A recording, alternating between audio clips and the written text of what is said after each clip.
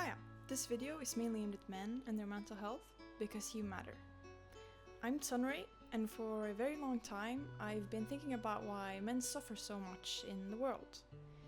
And thinking and observing, I will now share with you my growing conclusion.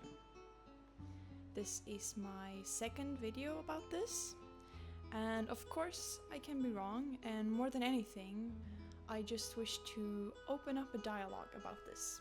It is about time that men are taken seriously and handled with the love and care that we all deserve. So with that said, let's get into it. When it comes to the mental health of men, it almost feels like a taboo topic.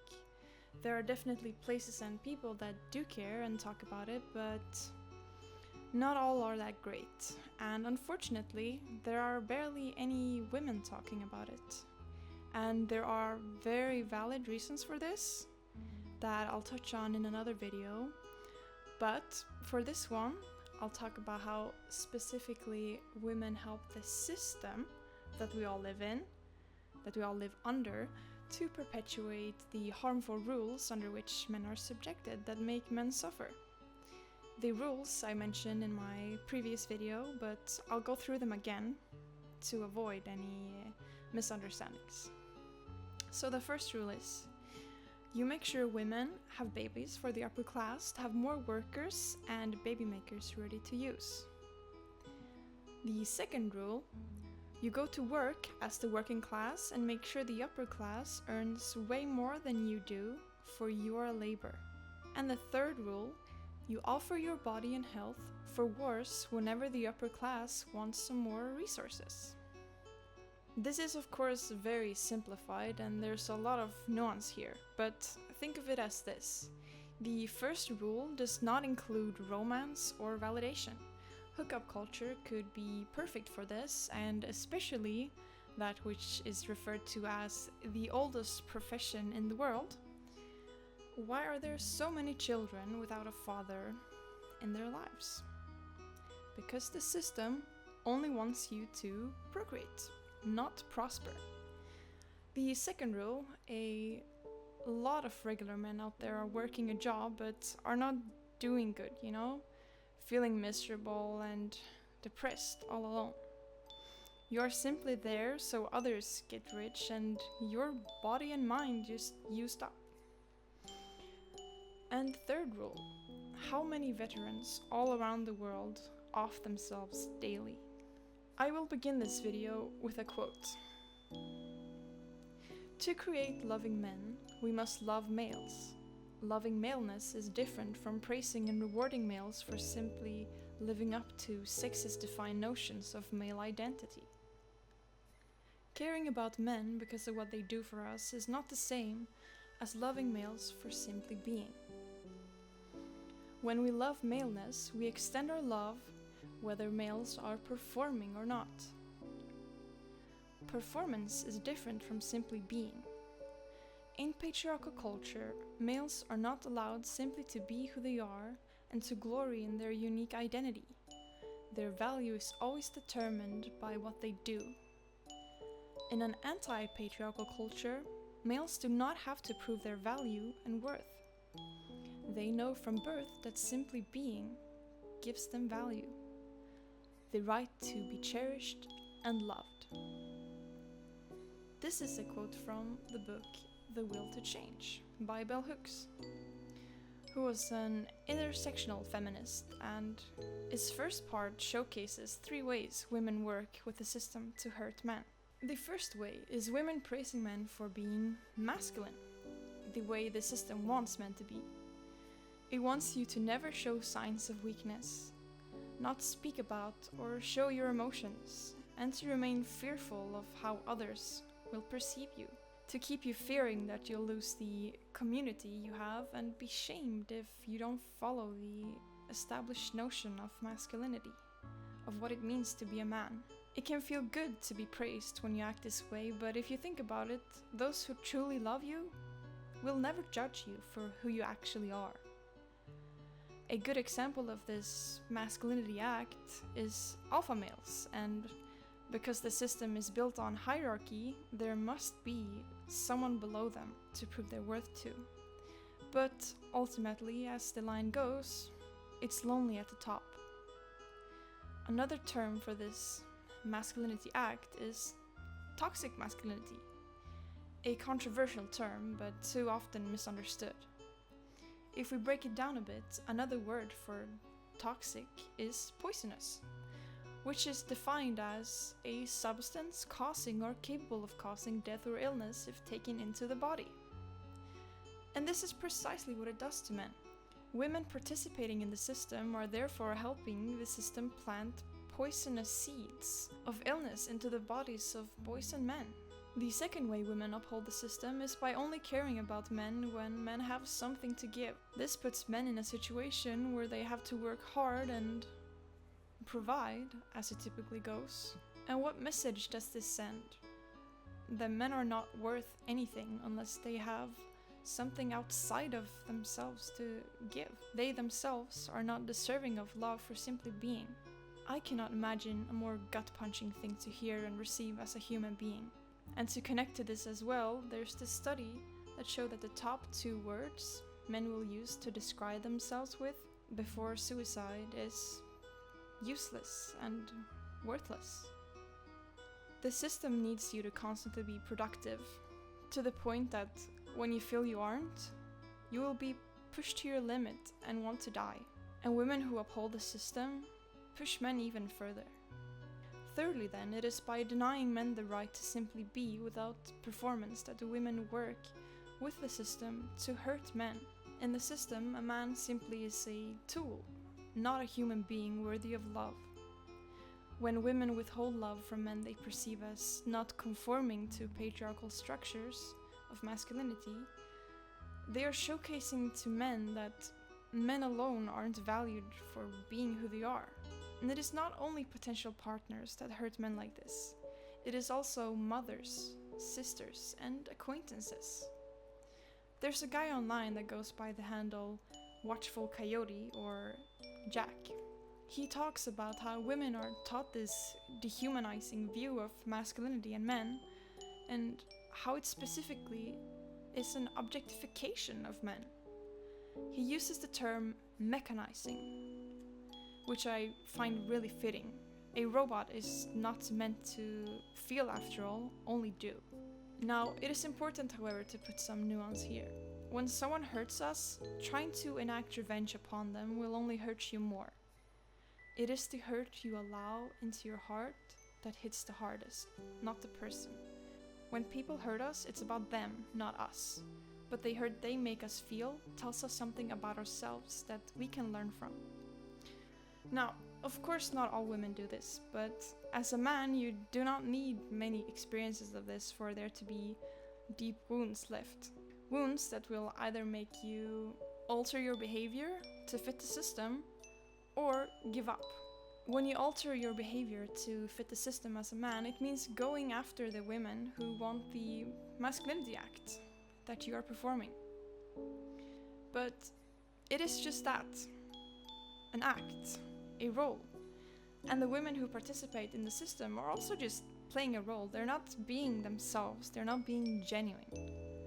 What do you think happens when 2 people who are pretending to be someone they are not get together? They expect the other to stay in the role, thus becoming demanding. I play my role, so you play yours. Entitlement will show up, and as a natural follow-up, resentment. Think of the old ball and chain comments, where couples will secretly hate each other but play it off as a joke and do nothing about the misery they share because it is simply what is expected of them. But the question here is, as Uncle Iroh from Avatar: The Last Airbender says, who are you and what do you want? Are those really the type of women you want? It will fit perfectly into what the system wants for you, but that doesn't mean happiness. Now, these deep wounds inflicted on men by the system, by both men and women, are really several inflicted over a long period of time. probably beginning from the neglect boys often experience after puberty, where they lose their lovingly physical connections to others and go from being treated like the boys they are to instead suddenly being treated more harsher and with stricter expectations. Being a man. What these wounds teach men and boys is to suppress emotions, which for a multitude of reasons is bad for you. Let's imagine a scenario in which you find the actual woman of your dreams. But because of your deep wounds and confusion whether to follow the role the system chose for you or not, you push her away and treat her badly. I'm aware this isn't that rare of an experience for men, and there is another quote from the great bell hooks about this too. Usually, adult males who are unable to make emotional connections with the women they choose to be intimate with are frozen in time, unable to allow themselves to love for fear that the loved one will abandon them. If the first woman they passionately loved, the mother, was not true to her bond of love, then how can they trust that their partner will be true to love? Often in their adult relationships, these men act out again and again to test their partner's love, while the rejected adolescent boy imagines that he can no longer receive his mother's love because he is not worthy. As a grown man, he may act out in ways that are unworthy and yet demand of the woman in his life that she offer him unconditional love. This testing does not heal the wound of the past. It merely reenacts it, for ultimately the woman will become weary of being tested and end the relationship, thus reenacting the abandonment. This drama confirms for many men that they cannot put their trust in love. They decide that it is better to put their faith in being powerful, in being dominant.